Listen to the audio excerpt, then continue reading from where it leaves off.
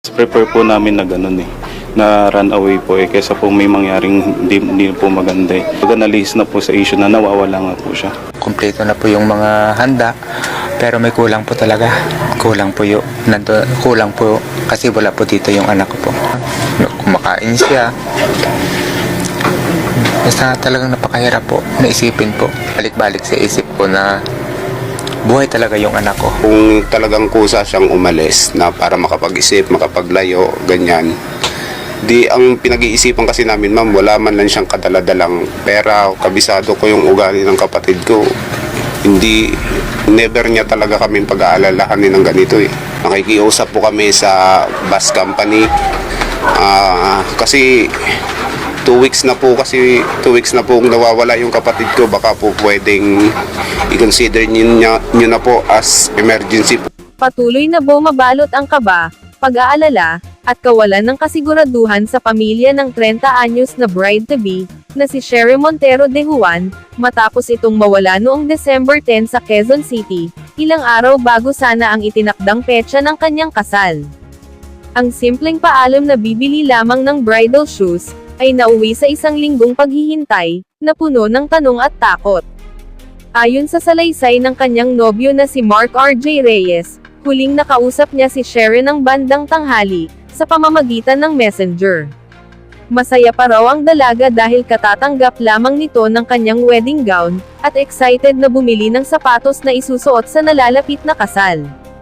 Wala umanong senyales ng problema, tampuhan, o pagdadalawang isip sa kanilang relasyon, na halos isang dekada na ang tinagal. Bandang alas 5 ng hapon, nagsimulang magtaka ang pamilya dahil hindi pa umuuwi si Sherry, bagay na hindi umano nito nakagawian, lalo na kung mag-isa lamang siyang lalabas. Mas lalong lumalim ang pangamba, nang umabot ng gabi at wala pa ring balita tungkol sa kanya. Dito na nagsimula ang paghahanap sa Fairview Center Mall. Isa sa mga ikinagulat ng pamilya ay iniwan ni Sherry ang kanyang cellphone sa bahay, dahil ito raw ay naka-charge. Ayon sa mga kapamilya, may mga pagkakataong ginagawa ito ng dalaga kapag malapit lamang ang pupuntahan, lalo na't ilang beses na raw itong nawalan ng cellphone noon. Gayunman, sa panahon ngayon, hindi may kakaila na bihira ang lumalabas ng walang dalang telepono. Agad na humingi ng tulong ang pamilya sa mga awtoridad at naglunsad ng malawakang paghahanap. Lumabas sa investigasyon, na ang mga pangunahing CCTV camera sa loob ng Fairview Center Mall, partikular sa mga entrance at exit, ay hindi gumagana umano noong araw na iyon. Ito ang mas lalong nagpalabo sa huling kilos ng nawawalang bride-to-be. Sa kabila nito, may isang CCTV mula sa barangay at sa isang gasoline station, ang nakahagip kay Sherry habang naglalakad. Subalit ang footage ay naputol nang siya ay matakpan ng isang bus, dahilan upang hindi na masundan kung saan siya nagtungo, matapos ang sandaling iyon. Wala ring malinaw na ebidensya na sumakay siya ng pampublikong sasakyan. Ayon kay Lieutenant Colonel Roldante Sarmiento ng Quezon City Police District, bumuo na sila ng isang special investigation team na tatutok sa kaso. Kasalukuyang isinasagawa ang forward at backtracking ng lahat ng posibleng CCTV sa lugar, kabilang na ang mga kamera ng mga air-conditioned bus, na may built-in recording systems, upang matukoy kung sakaling sumakay nga si Sherry. Sa ngayon, nananatiling bukas ang lahat ng posibilidad. Ngunit sa gitna ng sirang CCTV, putol na footage, at katahimikan, isang bagay ang malinaw, may mga pusong patuloy na naghihintay at umaasa na isang araw, may kakatok sa kanilang pinto, at magwawakas ang bangungot na ito. Hindi namin alam kung saan magsisimula. Hindi namin alam kung saan magsisimula yung paghahanap namin. Hindi namin alam kung saan sisimulan. Lalo na ngayon na mga puro palyado yung mga CCTV. Please lang, kung okay ka man, hangad lang namin makita ka, kahit sa video ko lang, makita ko lang yung mukha mo. Okay na kami. Pero hanggat hindi namin nakikita yung mukha mo, hindi ka namin nalalaman na safe ka, hindi kami titigil sa paghahanap sa'yo. Yun lang po. Tsaka, masasabi ko lang dun sa mga taong nanguhusga kay RJ. Di nyo alam kung anong sitwasyon namin sa bahay. Di nyo alam kung gaano kami kasaya, kung gaano sila kasaya magkasama. Kaya wala kayong karapatang magsalita sa kay RJ na masyadong below the belt na yung mga sinasabi nyo sa tao. At saka dun po sa mga otoridad natin, suli nagpapasalamat kami sa effort na ginagawa nyo. Pero sa amin naman, sana naman wag kaming pamilya niya ang pukusan nyo.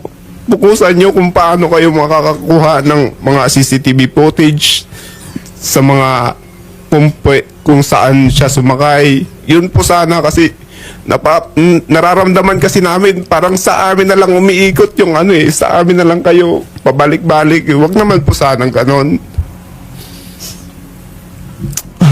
Yun lang po, sir. Thank you po. Maraming salamat po. Napakataba po nung sinabi nyo, no? Yan ang problema Ang Pilipino, pinakamatapang na lahi pag nasa likod ng keyboard Pag hindi kita yung mukha, ang tapang-tapang, di ba? Kung ano-anong sasabihin na below the belt tungkol sa inyo.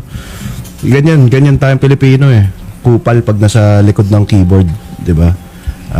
Atakihin nyo na yung program, atakihin nyo na ako for being honest and for making you realize what you really are. Napakadumi yung tao pag nasa likod kayo ng keyboard. Hindi po kasi nila alam kung anong klase kami yung pamilya. Hindi Correct. nila nakikita kung anong sitwasyon namin sa loob ng pamilya namin. Tama po yan, sir.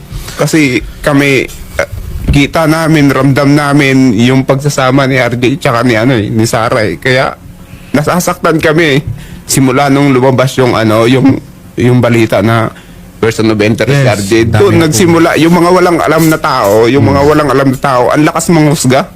Pag walang laman yung lata, maingay talaga pag tiniktik. Ganun talaga, sir. So bago ako magsimula, Nanay, Kuya RJ, gusto kong magpasalamat sa pagtitiwala ninyo sa akin, sa pag-imbita ninyo at sa mga netizen na nagtitiwala sa akin sa patuloy na pagtatag regarding dito sa pangyayari. Isa lang po ang layunin natin, makuha o makita ang tunay na pangyayari at sana po ay ligtas si ating cut the cards into two.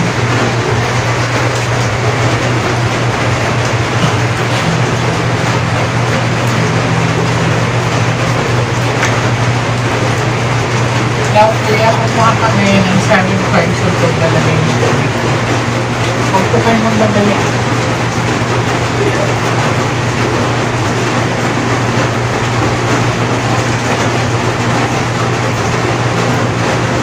Pag may queen dyan, kuya, sa first set of the cards to last 12, siya na po yan. No?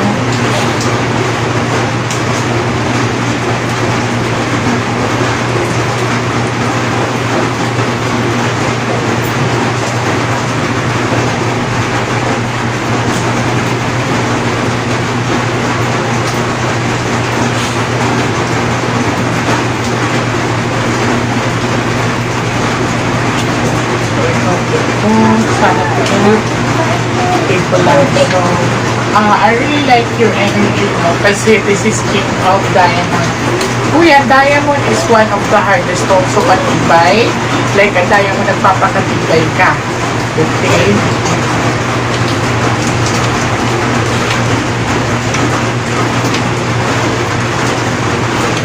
So, eto, kung mapapansin mo, number 3 of hearts, third party issue. So, ito ang ipipilit sa'yo ng mga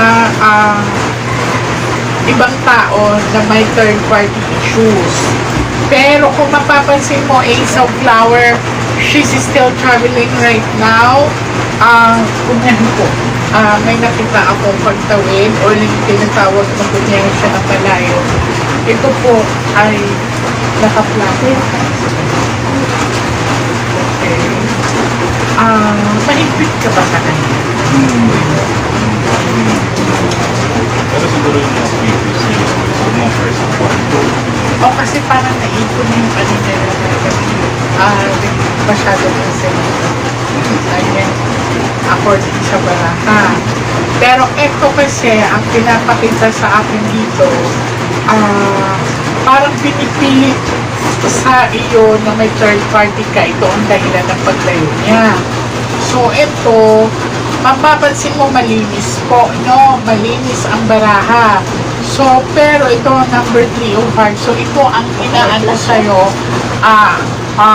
ng investigation siguro na tinatawag na kaya siya umalis dahil may third party ka. So, yun ang ipipilit sa'yo. Which is mahirap to, ha? Okay? Kasi hindi naman daw pera ang pinag-awayan nyo. Nakita ko din sa baraha, yes, may pag-alis dito na pinakita, pero natuloy talaga siya sa mall. Okay? Malinis, so ibig sabihin, ang iaano lang sa'yo na issue is third party. So, paulit-ulit yung ipipilit sa'yo na may third party issues ka. Pero, honestly, dito kasi is 8 of heart kasi ito naging 19 ka sa kanya dito. So, yeah, matagal na yun. Kasi matagal na yun. Pero naging 19 kasi kanya before. So, hindi mo pa naitanong sa kanya nahihirapan siya o nasasakal siya.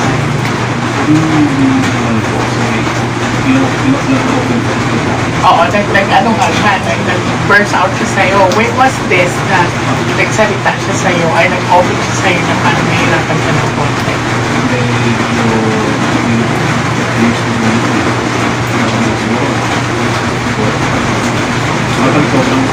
Tagal na ulit kasi mga 2 years ago siya din sabi na nahihirapan siya na 2019, kasi nag-install ako ng mga messages namin. Parang nakita ko nga yung time na yun, 2019. kaya nga na nag-open siya sa'yo na nahihirapan siya na parang medyo nasasakal siya ng konti, di ba? So, malinaw ang sinabi ng baraha.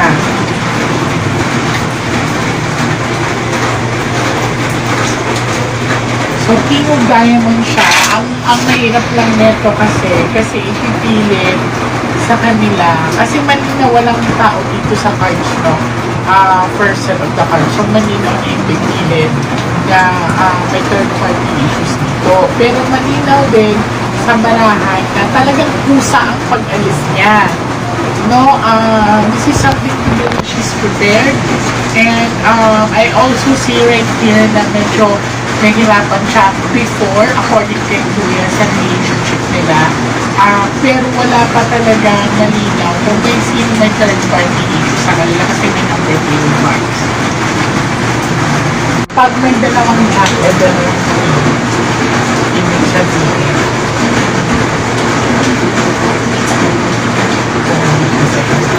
Okay?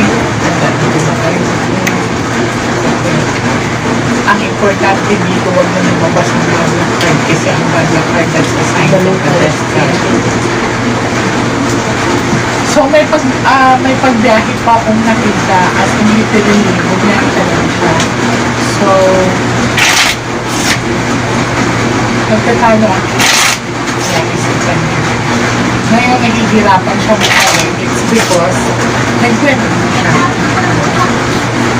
Cut the cards. Pag-pray ka na lumabas ang piece of heart.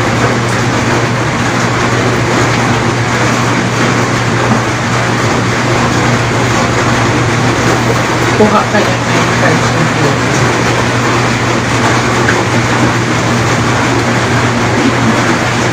Again,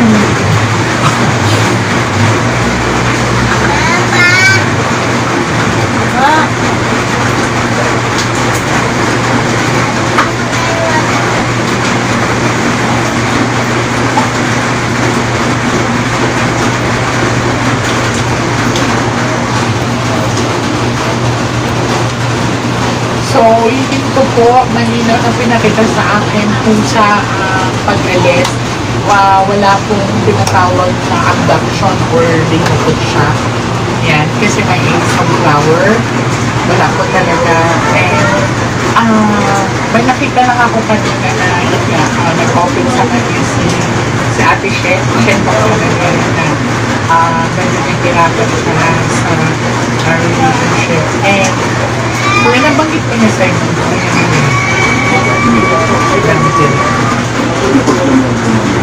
and decision. Anong napag-usapan mo? Kasi,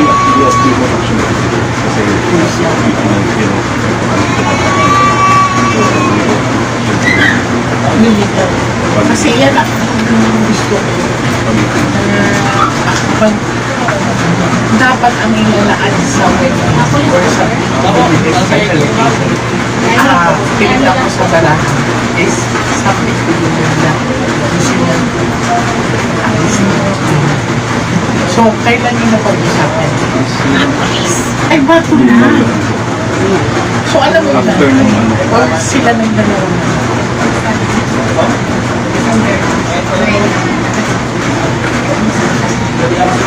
Ano sila?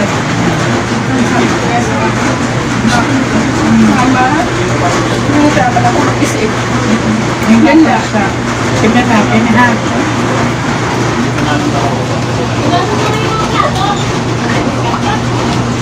She's alive. Okay. Buhay po siya. Ayan.